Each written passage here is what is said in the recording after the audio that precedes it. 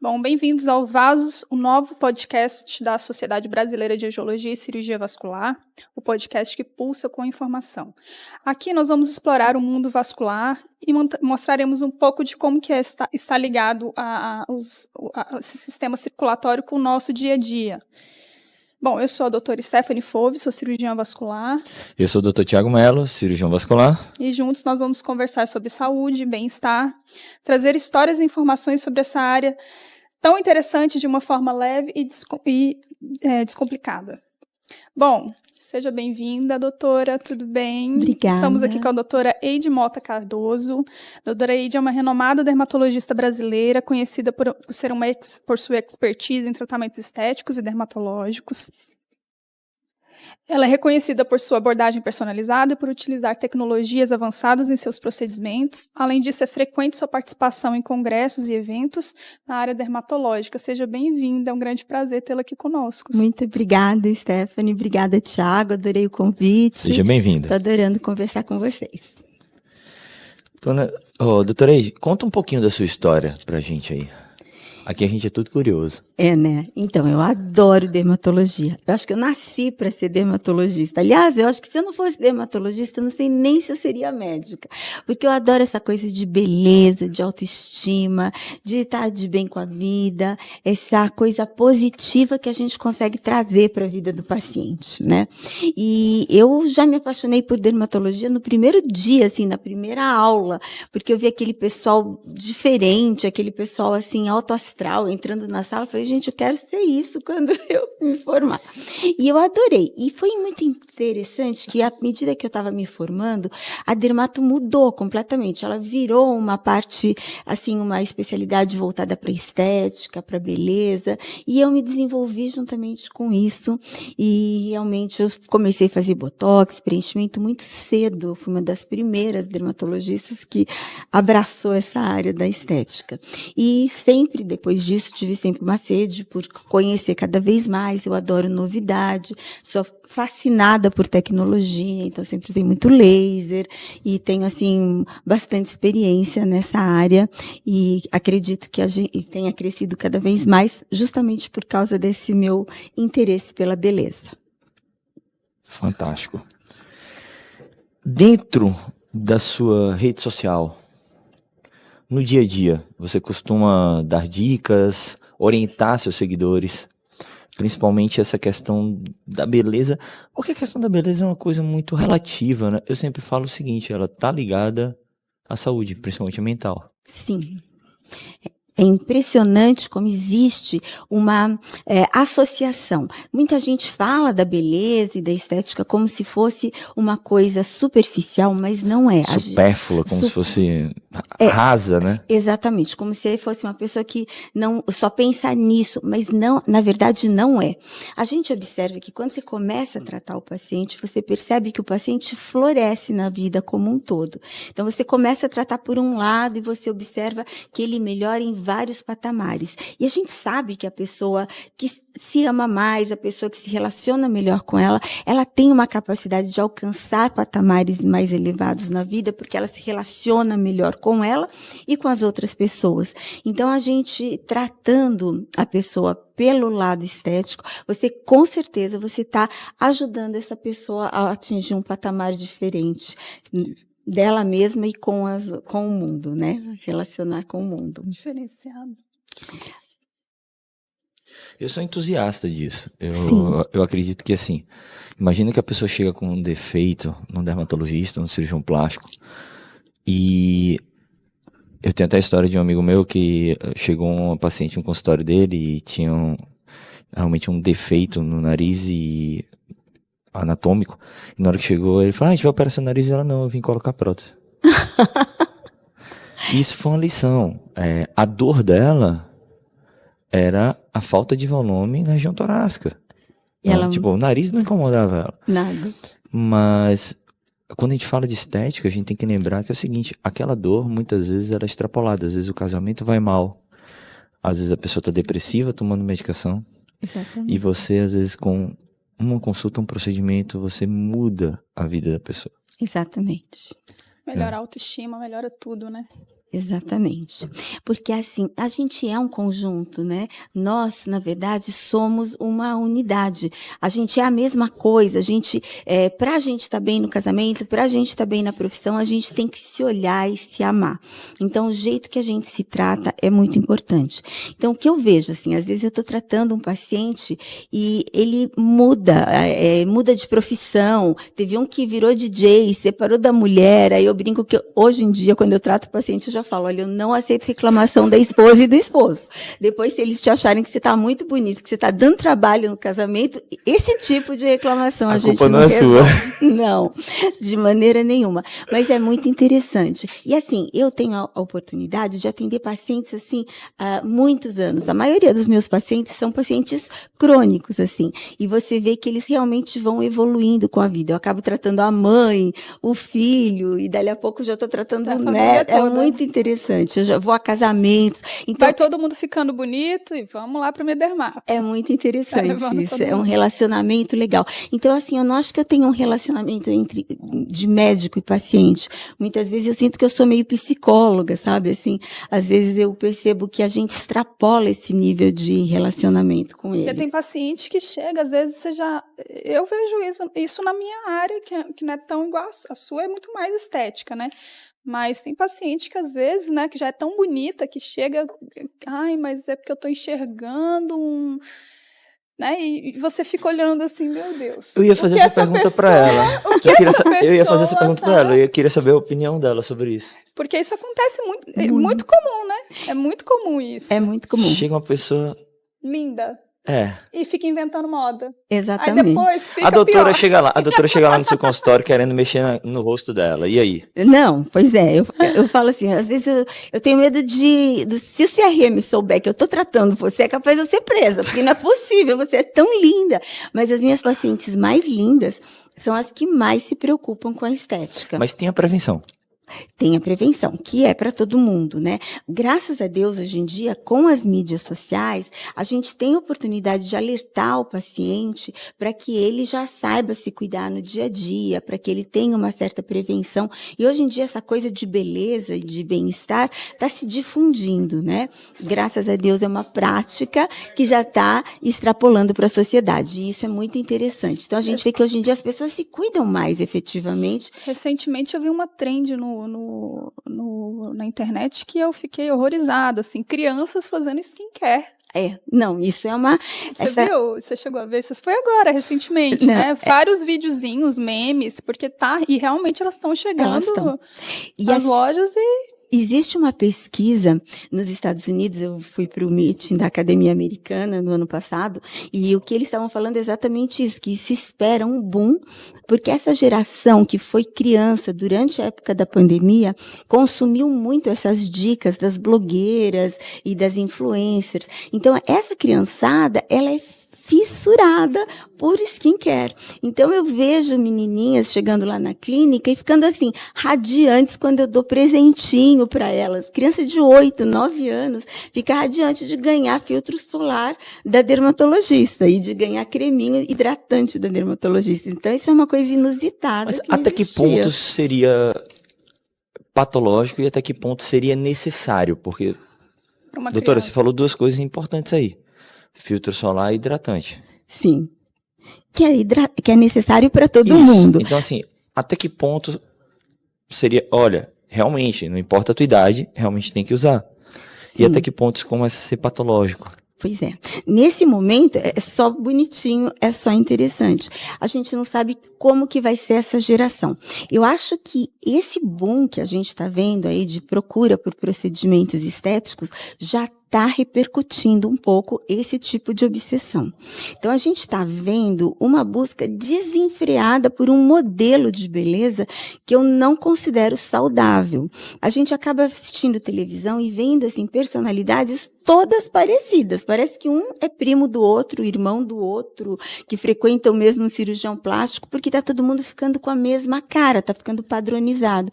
E as pessoas estão perdendo de vista que o que elas têm de mais bonito É o que elas têm de essencial, o que elas têm dentro delas. Então, assim, a gente não sabe o que vai acontecer com essas crianças, mas eu vejo que hoje em dia, cada vez gente mais nova me procura para fazer toxina, cada vez gente mais nova quer fazer preenchimento, as meninas muito jovens querem aumentar, todo mundo quer ficar com bocão. Eu brinco que eu tenho até um teste na clínica para saber se a paciente é muito jovem ou se a paciente já está ficando madura. Que a paciente, na hora que você vai fazer preenchimento, você fala assim, você quer pôr boquinha? Se a paciente fala, quero aumentar minha boca, ela é jovem. Se ela fala, ai não, doutora, eu tenho medo de ficar com bocão, ela já está ficando mais velha. Então... Mas você sabe que eu sim, sempre tive o lábio mais grosso. E quando eu era criança, eu tinha vergonha porque eu tinha a boca grande. Não. E aí, quando chegou nessa moda aí de todo mundo ter bocão... Uma hora vira moda a coisa. Eu cheguei, porque eu olhava para as minhas amigas que começaram a fazer, né, os preenchimentos, e, nossa, o meu marido, ele é super crítico, assim, ele olha, se ele vê uma amiga minha aqui hoje, ele olhar ela amanhã, ela tiver feito alguma coisa, ele repara. Ele fala que ela botou alguma coisa ali que não tá bonito. Exatamente. E aí eu falava assim, gente, mas é bonito ter os lábios finos também, né? E eu chegava para as minhas amigas e falava, eu falei assim, gente, mas... Pra quê? Assim, é bonito o lábio fino, né? Então foi virando um padrão de moda que todo mundo... E teve umas modelos mesmo, né? Que a gente vê de... Gente, por que fez isso? É, exatamente. E é aquela boca, né? E a gente vê, assim, pessoas que eram absolutamente lindas, há pouco tempo atrás, tinham aquele rostinho mimoso. Tem até uma cantora sertaneja que eu acho linda. Eu achava aquela menina maravilhosa. E começa a ficar descaracterizada. Então, assim... A gente até brinca, né, na dermatologia, que quando alguém chega para você e te pergunta, você fez algum procedimento? Presta atenção, porque é porque deu errado. Porque o legal é você fazer o procedimento e ninguém perceber. Gente, o bonito é você ser você. Assim, com algum pontinho de suavidade, com algum upgrade, mas você não pode perder de vista quem você é. Aquela que você olha assim, nossa, tá mais bonita. E você... Será? Ela não era tão bonita assim, mas... O que aconteceu? Será que ela chegou de férias? Você tá mais bonita. Aí é bom, né? Aí é legal. Tá amando que você tá mais bonita, né? Mudou Minha de avó ia namorar. falar isso, tá amando. Você tá mais bonita, tá sorridente. Arranjou um namorado novo, né? A pele tá brilhando. Foi viajar, voltou de férias.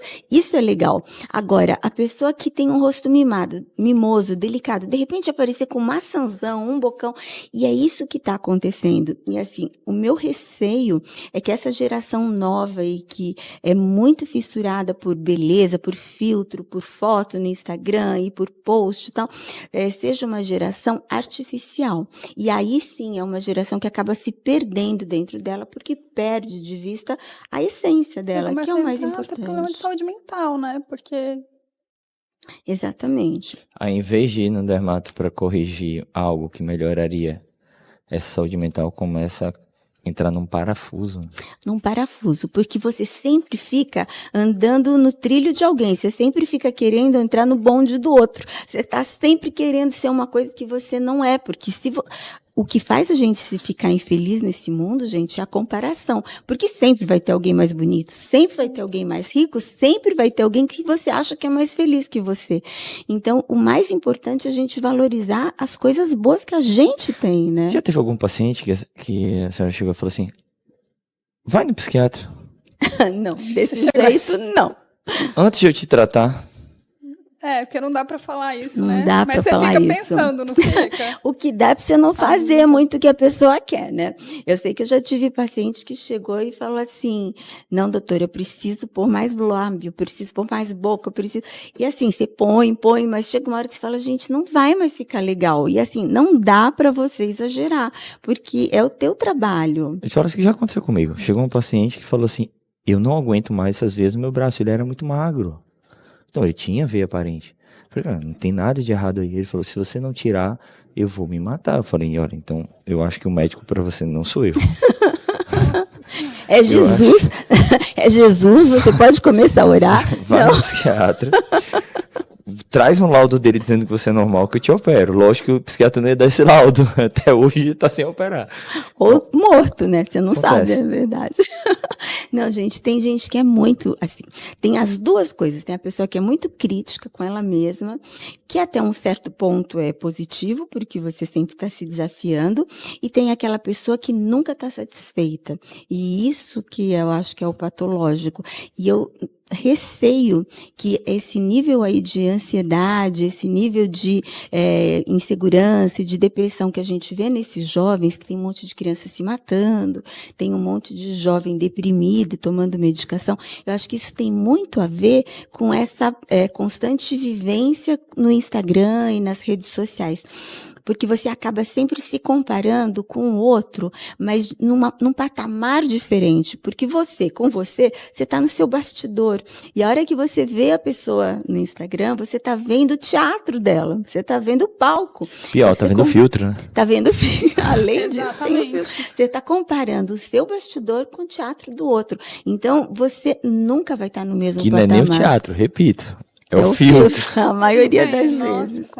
E você está vendo o retoque, exatamente. Quem não usa um filtrinho de vez em quando? A gente usa sempre. Eu tenho uma coisa na minha cabeça que é o seguinte, tudo bem, mulher pensa de outra forma, né? Mas eu não quero que ninguém nunca chegue pra mim e fale, nossa, você é tão mais bonito na rede social. Não, eu prefiro que diga assim, nossa, é melhor você ao vivo.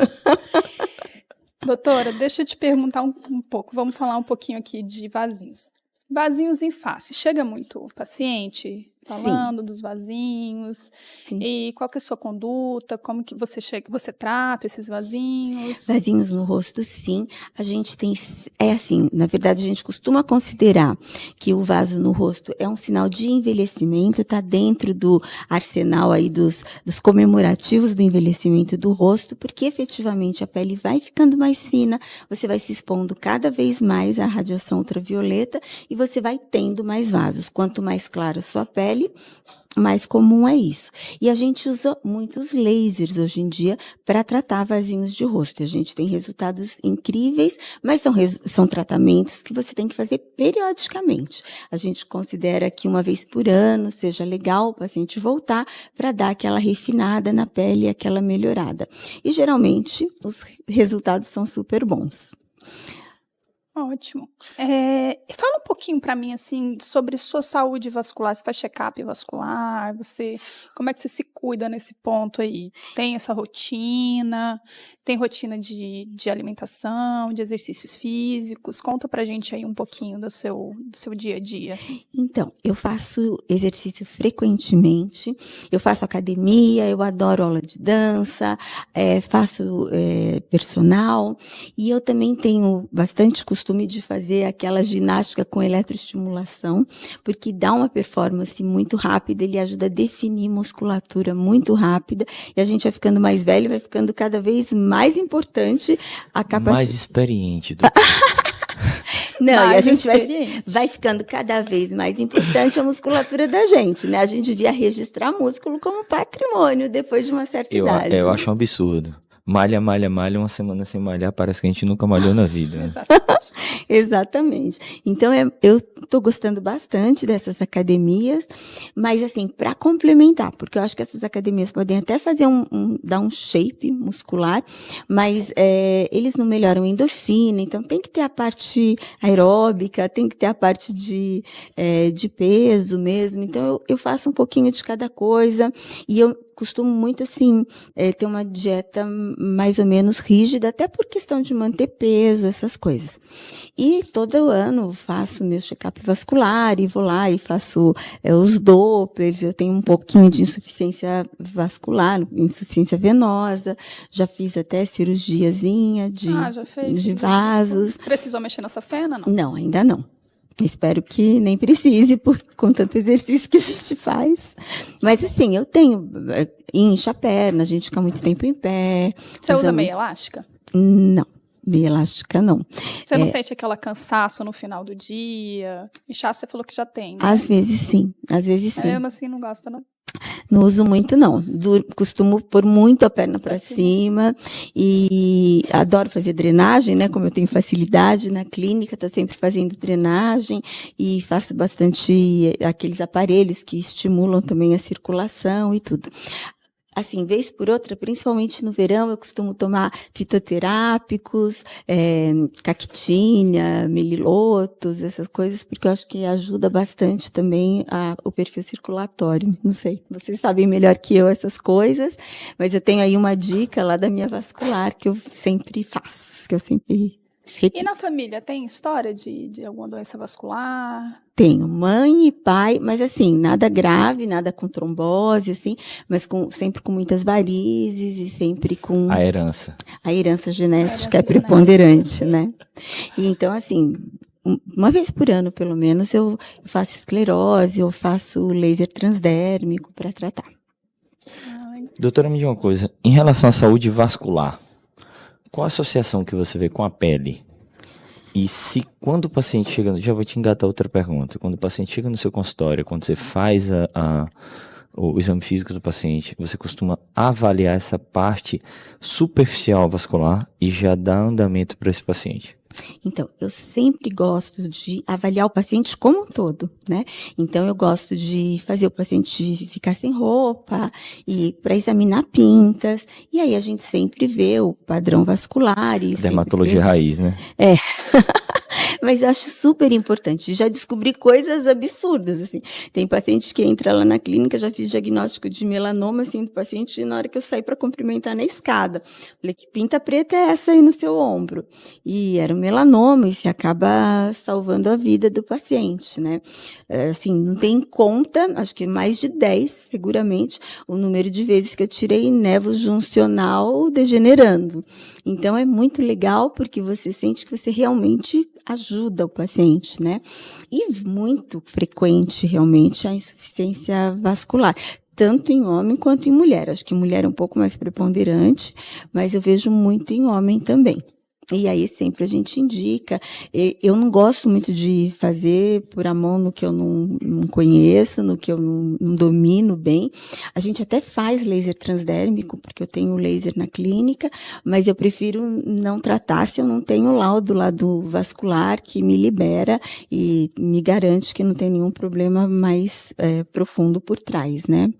Agora, eu costumo receber também bastante paciente que já passou no colega vascular e que fez esclero, que fez retirada de safena e que vem com hipercromia e que vem reclamando daquilo, né? E aí, você trata primeiro, manda pra gente primeiro? Então, geralmente eu quero ter certeza que está tudo ok com o tratamento vascular dela, mas estando, aí eu mesmo acabo seguindo. Agora eu quero pegar um gancho para uma pergunta sua para ti, que é o seguinte, pensando nisso aí que acabou de falar, que não gosta de meter a mão no que não é de sua autoridade. Como é que você vê hoje do ponto de vista de saúde coletiva, tá? Do ponto de vista de população, essa enxurrada de procedimento que a gente vê hoje em dia, essa banalização de procedimento, do ponto de vista médico, a gente aqui não está nem mais falando da transformação de rostos iguais, nada disso. Do ponto de vista de saúde, que a gente pensando no podcast de saúde, eu acho que o mais importante é essa orientação de saúde. De uma dermatologista tão importante para a nossa sociedade e para a sociedade de dermatologia, como que você analisa esse cenário brasileiro? Pior que assim, mais grave que isso, é que é um cenário mundial, não é só brasileiro, isso que é mais arrepiante ainda. As pessoas acham que é muito fácil chegar e fazer um procedimento estético. Eu sempre brinco que a única coisa que muda no procedimento do profissional não médico que faz um procedimento estético do que não faz, é que ele tem coragem de pegar e enfiar a agulha no rosto do paciente. Mas ele não tem a menor noção do que ele está fazendo. E isso é gravíssimo, é arrepiante para a gente. Doutora, a ignorância ela é corajosa. Pois é. Exatamente. Pois é. E assim, não existe ninguém que... Quem é o responsável por isso? É o governo que não freia? É a população que vai no profissional que não é gabaritado? Já escutei muitos deles, às vezes, falando que sabem até mais. Ah, sim, não, tem uns que são mais que médicos. Quais seriam os riscos? A gente podendo orientar nesse momento os nossos pacientes, os nossos espectadores. O que você, como dermatologista, fala assim, olha, atenta, porque pode ter de risco muito grave. Porque chega a gente, nós somos médicos, a gente vê a quantidade de complicação. Mas quem está do outro lado acha que não, é só um procedimento mais barato. Sim. Quais são os riscos que você pode colocar, vamos supor, de um preenchimento de face, ou de um botox mal feito, ou de um procedimento nasal? O que isso pode levar para esse paciente? Então, pode levar simplesmente uma deformidade irreversível. Você vai fazer uma coisa para ficar mais bonito, você tem que ter certeza que aquilo vai te deixar melhor, né? Você não pode banalizar, você não pode confiar no que você vê na internet. A internet é pegadinha, a internet é terra de ninguém. Você pode ficar com uma lesão irreversível, você pode ter uma necrose, uma gangrena, uma formação de uma úlcera, uma cicatriz que nunca mais vai sarar. Tem gente que chega a ficar internado, tem gente que morre, igual a gente eventualmente vê por aí. Teve um caso recente aí de um paciente que fez endolaser com um profissional não médico e ficou cego. Então, assim... Lesão de carótida teve, lesão... né? Então, fazer aquelas lesões ruptivas, né? Que aqueles hematomas que praticamente podem matar a pessoa por afogamento, por sangue, vamos dizer assim. Tem gente que faz lipo, que não é médico. Gente do céu, eu sou dermatologista. Na verdade, assim... Que essa pessoa é muito corajosa, né? Não, eu não sei quem que é mais... Eu fico pensando nisso na hora, gente, muita coragem. Olha, eu vou contar uma coisa para vocês. Eu entrei em odonto. Eu fiz odontologia na USP. Aí eu não estava muito feliz, aí eu resolvi fazer dermato, fazer medicina, depois eu fiz dermato, não quis fazer cirurgia plástica porque eu me apaixonei por dermato, e assim, eu sou dentista, eu sou médica, eu não tenho coragem de fazer algumas coisas que eu vejo os dentistas fazendo, né? Respeitando super a formação deles, porque eu também sou dentista.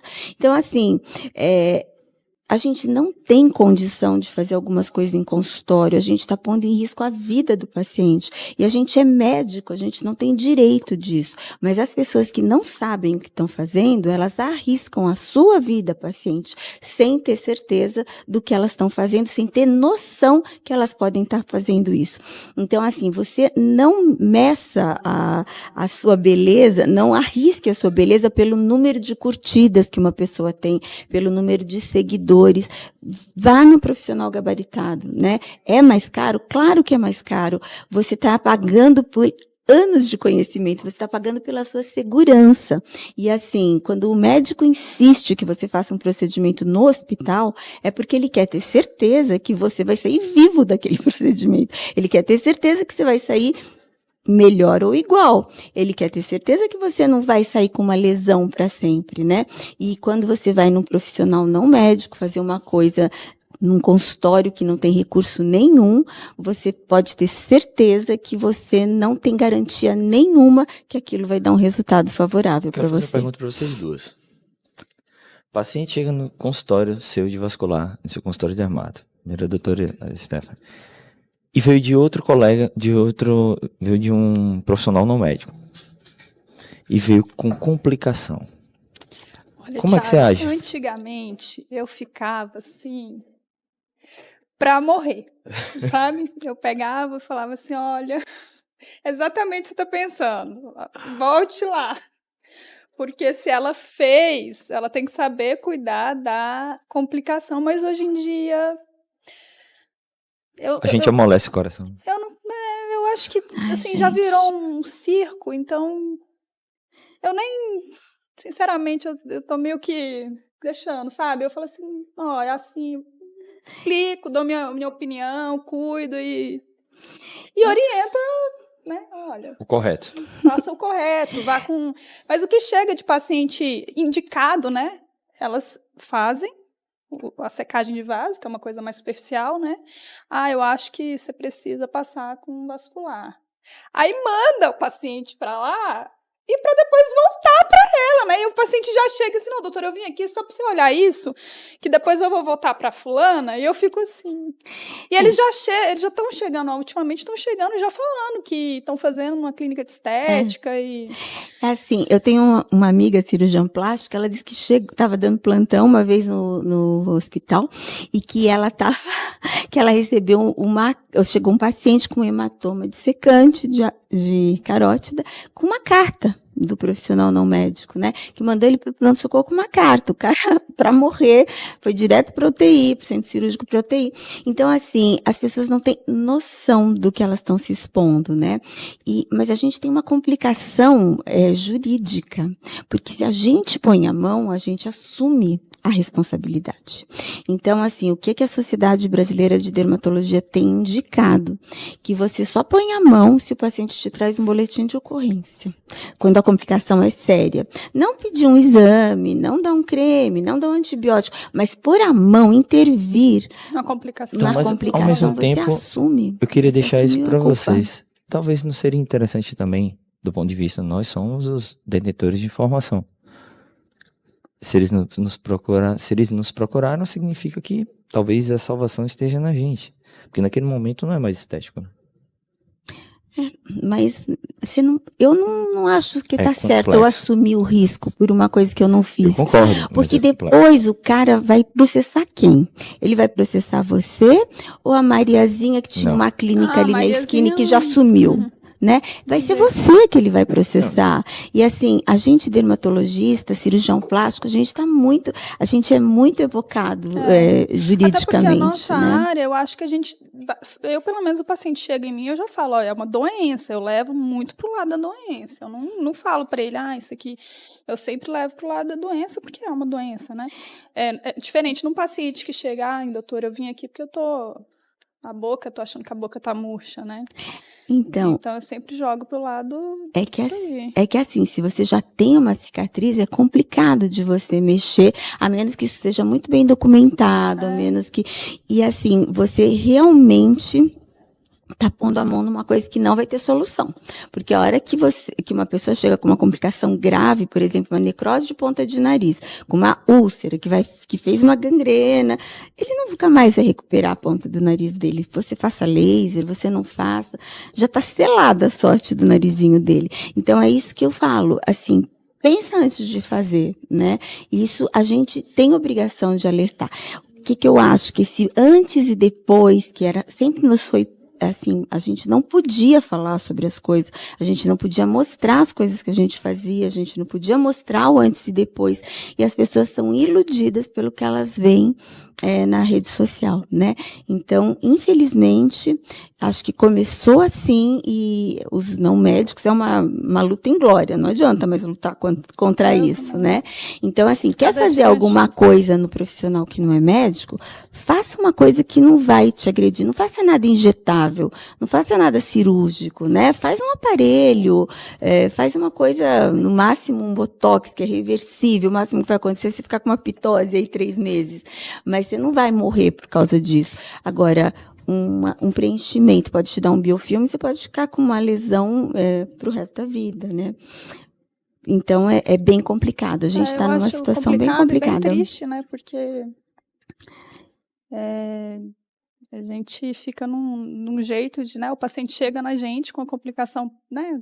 Que procura, né? A gente tem a dor dele, A gente tem a dor. E às vezes até... Eu já cheguei de pacientes meus até falar, doutor, eu sei que eu não deveria ter feito isso e tal, mas... complicado, né? Quando é paciente meu já, quando é uma coisa que não deu cicatriz nem nada, que dá para consertar, eu cheguei com a boca torta, ficou com preenchimento errado de um lado, até dá para consertar. O que eu fico mais preocupada é com coisas assim... Já tá umas coisas aberrantes. Aberrantes, né? E que já ficaram com cicatriz, que já ficaram com lesão, sabe? E eu acho que quanto mais a gente é conivente, mais você complica as coisas. A gente tem que colocar o parâmetro, a gente tem que dizer, não, você fez uma coisa errada. Isso é uma coisa que não dá para ser assim. Você tem que procurar, você tem que registrar que você fez uma coisa errada, aí eu vou cuidar de você.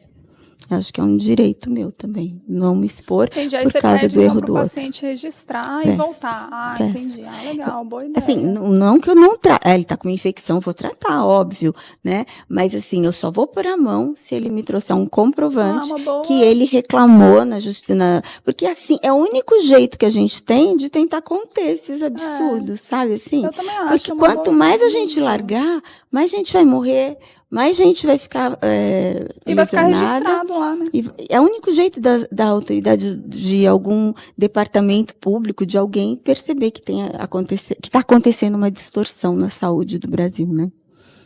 Acredito que seja a única forma. Doutora, para finalizar, esse papo ia longe, né? Ia longe, tem muita conversa. Eu queria uma indicação de um filme ou de um livro seu, ou de um livro. Olha, eu vou te falar que um dos filmes que eu acho assim mais emblemáticos, que falam muito assim do meu trabalho e dessa reflexão sobre beleza e autoestima, é O Amor é Cego. É um filme bem antigo, aquele cara engraçado que só gostava de mulher muito bonita, vocês lembram?